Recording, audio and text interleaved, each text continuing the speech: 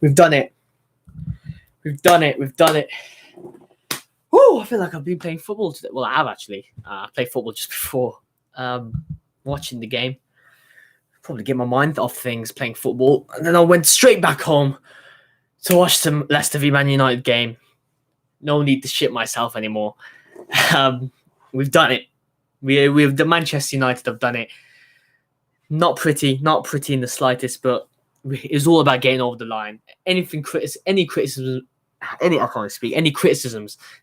can happen long term, and anything we need to improve on obviously can happen long term. Hope you guys doing all right. Let me know who your man of the match was in the comments below. Like, comment, subscribe. Bottom right hand corner, subscribe button. Share this video with your mates. Let them know that this episode is probably not going to be any much football analysis, but I'll try my best to talk about what went through that game. This game, which was pretty much a cup final for Champions League. And we started well. I'm so happy, man. I was so nervous, man. This is the most nervous I've been. I thought West Ham was bloody nerve-wracking. Bloody this was a whole different level. Because it was 0-0 for the first 45 minutes. First 10 minutes, we started off well on the front foot. I can't be asked to close my windows because I just want to feel the wind. Spring. I feel like I'm in a spring in my step. First 10 minutes of the game, we started off well. We started off with intent, with enthusiasm. We're up for it. Okay, calm. And the thing is, my stream kept on lagging a lot, so I didn't get the full picture of all the chances. So I think it's probably better if I actually watch the highlights after. But obviously, this is a raw match reaction for every Manchester United game. And I thank you all for being on this journey with me, whether you've come in now for the first time or the other episodes, every match since the lockdown. I've really enjoyed having you guys communicate with me and just like my stuff. I really appreciate you guys so much, man. No matter if you win, lose, or draw, you're always there. But once that 15-minute break came, there wasn't even a water break, which is weird. Don't know why. Maybe it's because it was raining. Or maybe it's the final day. I don't know. I guess they want it more dramatic. It was more dramatic because obviously all the games ended at the same time, to be fair. They're all happening right there. But after the 20-minute mark, we do start to fall off a bit. Obviously, I didn't see all the Leicester chances, but they were clawing their way. It felt like slowly but surely they were clawing their way back into the game, much like the West Ham game. And that was the fear. Second half, the fear was we were going to resort to, again, like West Ham, letting Leicester go on the ball. But then this is a much dangerous opponent. So we are asking for trouble. We're asking to bottle it. At the end of the first half, we started picking ourselves up. It's almost like we felt the urgency. It's almost like we were like, oh crap! If we go into this 0-0, that Leicester gonna have some confidence. So we got to actually pass forward. It's feel like sometimes it just feels like we're not even passing forward at some points. It's hard to gauge if that's all the manager of all the players. You can't do that normally. But even then, it's like such a big game like this. You can understand why the players are nervous. You've seen them be nervous before. And that was the danger a lot of fans were seeing. That we were getting the run of form was dipping. Our mentality was dipping in terms of how brave we could be on the ball. So it's hard to say if it was all Solskjaer's fault. But I think I can clearly gauge that the players had chances to go forward, pass it along the ground forward, but they just kept on doing it sideways. Even when they're trying to switch in the ball, it was all going backwards anyway, trying to cross it long ball, trying to make it look like we're doing something, but we're not for the most part in that first half, except for the start of the first half and the end of the second half. And when we actually start zipping it about forward, we start creating stuff. And I think Rashford had a good chance to corner. There's lots of bodies in the corner after the corner was struck, so it was good that he got on target, but Schmeichel made a good save. Martial had some run-ins forward. He was getting behind a lot. Martial, I think Bruno scored a good goal, but it was offside. Way offside, to be fair. So we could see along the ball is our best play. Not all our players can do. The most attacks we were doing in the first half were long balls. Bloody long balls! Bloody hell! I keep on saying long balls every game, but it just is how it is, isn't it? I think Pogba's really the only one who can do it properly. So when other players try and do it, it just doesn't really work, does it? It feels like we're running out of ideas. So we're too scared for passing a long ball. Let's try it over the top. Cheeky little one. Too scared to go forward. Just too scared to go past them.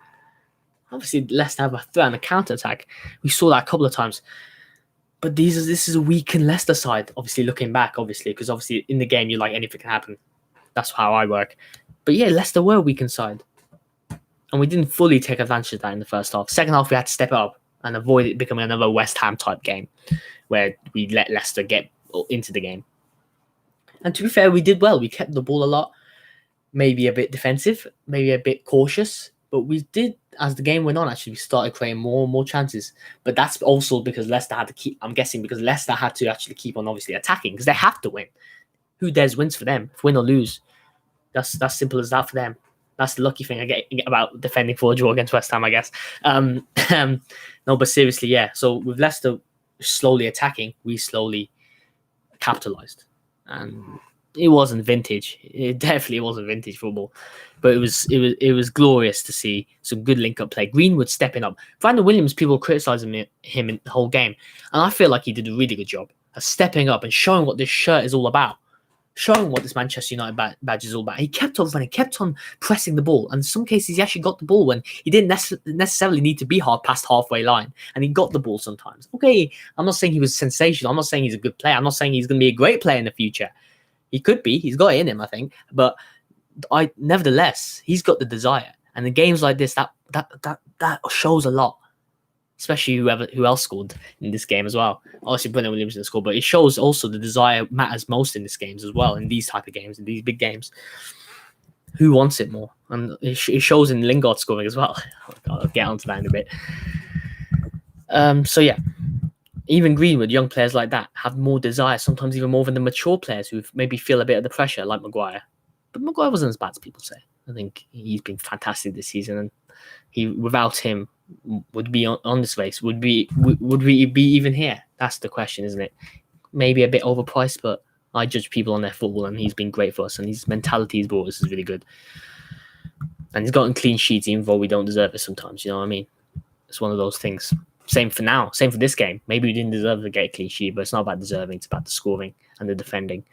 Last gasp, sometimes too many fouls this game, lots of yellow cards, but it shows desire as well. Johnny Evans is the one who got sent off at the end. Man United agent sorting ourselves out for the last couple of minutes.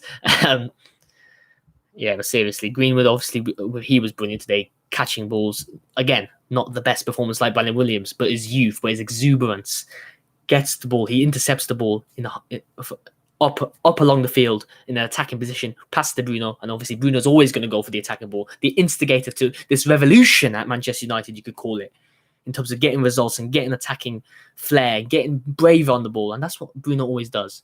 You just always have to get the ball to him to do that. He's not a one-man team. That's why sometimes we do struggle. Bruno's been fantastic this season. He's just beautiful. Just such a player. What a player to come from Portuguese league and bloody do that. I don't even have to describe what he did, but he's done it, hasn't he? He's done it for these 6 months when the pressure was on. Coronavirus was trying to mess things up for everyone. You know what I mean? And he's done it. And he earns the penalty after Martial runs in and gets bullied off the ball by Wes Morgan. It's not actually, he didn't get bullied. He got fouled.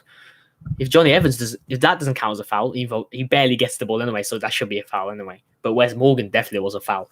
They tried sandwiching my boy. Tried sandwiching Martial FC, yeah? Leave a like, comment, subscribe if you haven't yet. I want to know your thoughts. Who was your man of the match? I think Bruno was the man of the match. Just because he's been the man of the whole out. He's been the man of everything since Christmas, since coming. What a signing he's been. Yeah, maybe I'll change it in the future, but right now I'm just saying Bruno for the sake of it. I don't really care. All I care about is the result. We earned a penalty, and you know Bruno's going to score it. He's got ice cold venom in his veins. I'm so happy when it went in, because that meant Leicester had to come out and had to score 2 goals, and 20 minutes left. Still a lot of time, but still. We can hold the fort there. We can hold the fort down. We're not Arsenal. I'm joking. Always have to sit fit at Arsenal jokes somehow. Who cares about mid-table matters? As Goldbridge would say, let's care about the top, and we're trying to get to the top. And after that goal, we started playing with more confidence. Naturally, we're going to play with more confidence. We started defending better. We started, some set pieces that we were conceding, a bit dangerous. That Vardy one that hit the bar, risky business there. But luckily they changed the formation, Leicester, because they had to go attacking 3-5-2. And that maybe by the time you get into the rhythm of a new formation like that, and Leicester are a good team, they can do that. But by the time that's happened, anything that could have happened by then. VAR exists. Bloody hell, anybody can get a penalty at any time. And people could call us VAR Chester United, but that was a foul. That was a penalty, mate. That's 90% of the penalties we've earned are true penalties. obviously referees are going to make mistakes. Bloody hell, the referee was shit today, as well as every other Premier League game. Bloody hell, I should be a referee. My dad could be a bloody referee. That's how bad these are. But it's not about deserving. It's about getting third place, and we got third place. And we've been unbeaten since Christmas, so can you really say we don't deserve it? Who knows? We'll talk about more of that. Obviously, I might be biased. Leave a like, come subscribe. Who is your man of the match? My one was Bruno Fernandes. Let me know who yours was as well. Maybe he was a Leicester player. Maybe one Leicester player struck you as doing good. But no. No! We've done it! Sinking in right now. I'm going to have a nice beer after this game. After doing the stream. Whether you like it or not.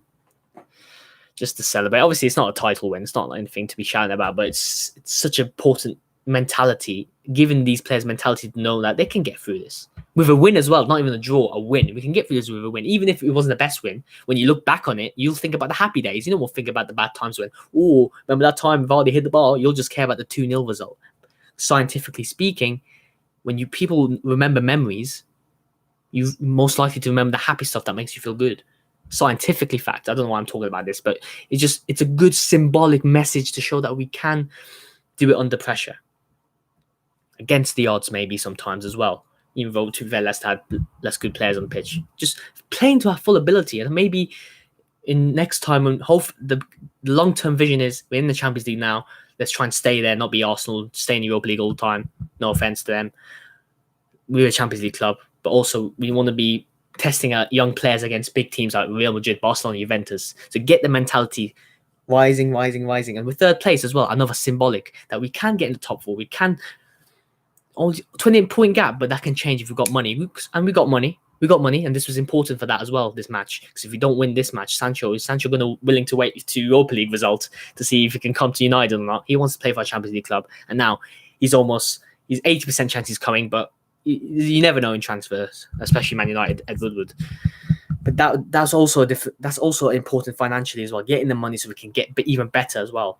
Not just for the mentality of the players we already got, but also getting players who have the ability as well to step us in the right direction. And this was a good step forward in the right direction, this result, whether you like it or not, whether you like Solskjaer or not. And I bloody love him right now. I bloody love him all the time, but now especially.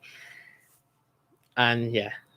And exactly, and obviously get better players. So even if managers come and go, you still got better players. You still got a good foundation to work with, and we got a good first 11 to work with. We just need to get those better backups, and hopefully Grealish can come as well as a backup as well. Because without Bruno, fucking hell, what would we do?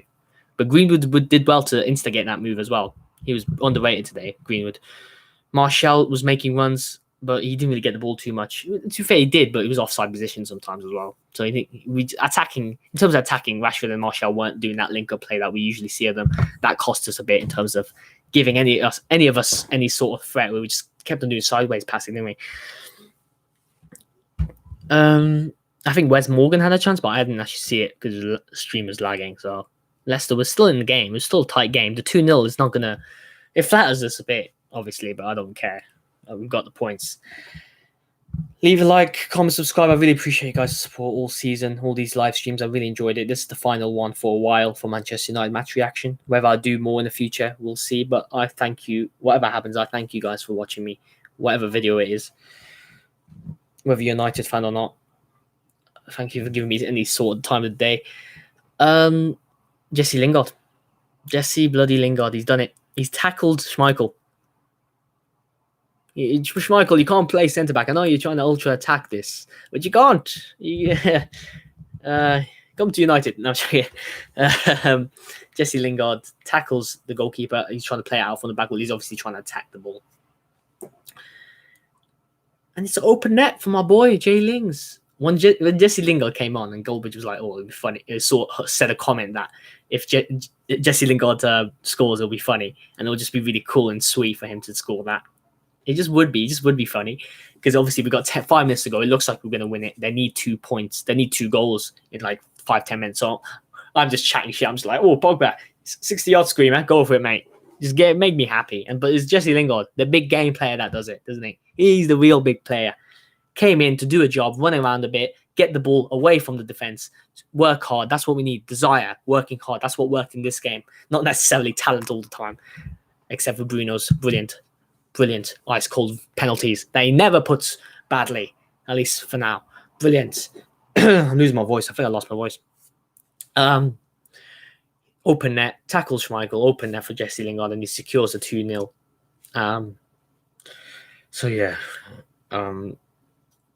Again, making that symbolic victory even more sweeter, giving him a good moment. Maybe he leaves after this. Maybe he leaves. But if he leaves, he's going to leave with happy memories in his head, knowing that he helped Manchester United get top 4.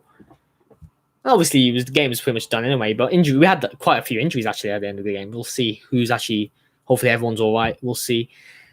So yeah, there's always time. Anything can happen in football. You never know. You never know.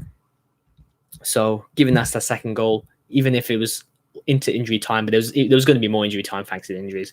So yeah, secured the 2-0 victory. Brendan Rodgers, he bottles it again, just like he did for a certain other club, but I'm not going to say it because they're irrelevant. No matter how many Premier League titles, because we're the biggest club in England. Whether you like it or bloody not, I support this club. This club can be a hard time to support, Manchester United, but it's worth it for this season. We've worked hard over this Christmas break to turn it around. Solskjaer has to be given credit for that. The players have to be given credit to that. But there's always room for improvement for everybody. Big thanks to Mike Phelan, Chris McKenna, and Michael Carrick, and everyone else at the coaching staff. They've done well. Again, still room for improvement. Sometimes the fitness can be good, but the fitness has been decent over the lockdown as well, to be fair. So that really helped us as well to securing players coming back like Pogba, Rashford, and all that. Matic was definitely better second half. Matic first half wasn't good. Second half he was better. It's almost like when Matic plays better, we play better as a team. So that shows how much crucial he is to our system. And Luke Shaw's very good in terms of giving us strength from the fullbacks, because Wan-Bissaka still has work to do in attacking, but he's great at defending. He's making some good spider tackles, but Brandon Williams was also defending too much, so we need more attacking from the fullbacks, but obviously Luke Shaw is going to help with that, and hopefully Luke Shaw can push Brandon Williams as well, and vice versa in the coming months. Hopefully Luke Shaw is going to come back soon. Was he on the bench today? I don't think he was.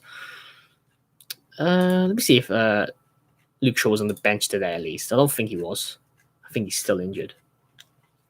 But who gives a toss? As long as we've got Champions League football, it's all good in the hood. I'm surprised Leicester took away Iheanacho, Tielemans for the last couple of minutes. I know they have to make all the subs to get energy, but some of those players they took off were they were a bit good. Like, Tielemans can still do stuff in the 90th minute. You know what I mean? Like, they got good players. They got a good bench as well. You could argue that they got a better bench than us. No, I don't think Luke Shaw was in the bench. So yeah, that was a weird decision, but they had to do something, you know what I mean? So it makes sense. And Didi was great apparently today. Vardy could have got a goal. Who's got the golden boot? Is Vardy got the golden boot? Can someone tell me, please? Golden boot, Premier League. Let me search this. Bear with me, guys. Well, they give a shit, but it's just about. I'm just wondering now, so I think it is Jamie Vardy. Congratulations to you, mate, but you couldn't score when I'm mad. No, I'm joking. He's a good player. Aubameyang scored a good overhead kick, actually. Did you see that? Decent. It was like Schweinsteiger for Man United. But yeah, 17 goals each in the Premier League for Anthony Martial, for Mark Rashford, and that was with injury, so they could have got 20 easily in the Premier League. But they got over 20 in all competitions, and Greenwood 17 goals, generational talent. But yeah, I think I'm going to end it there. Thank you for liking my video. Thank you for watching this video. Any questions before I go? Who's your man of the match? My one was Mason Greenwood. Leave a like, comment, subscribe, bottom right hand corner. Share this video with your mates. If you haven't watched this video yet, you can replay all this video if you've missed some of it. You missed some top-notch football analysis and also all the other videos before all this season after lockdown. It's been a pleasure doing these streams with you this season. I hope you've enjoyed the games. I hope you enjoyed watching me sometimes waffle live. And yeah, I'm going to end the stream there if nobody's got anything else to say. And we've got nothing else to say. We're just going to celebrate now. And Manchester United fans, rejoice in getting top 4. But we keep on moving forward. We keep on moving forward to get where we really need to be. And that's back to the glory days. But by getting back to the glory days, can't always focus on the past. We always have to focus on the future. And that's what Solskjaer is doing right now. And I couldn't be more happier for it. Thank you guys so much for watching. Leave a like, comment, subscribe, and share. It's been a pleasure talking football with you. And I'll see you guys next time. Goodbye.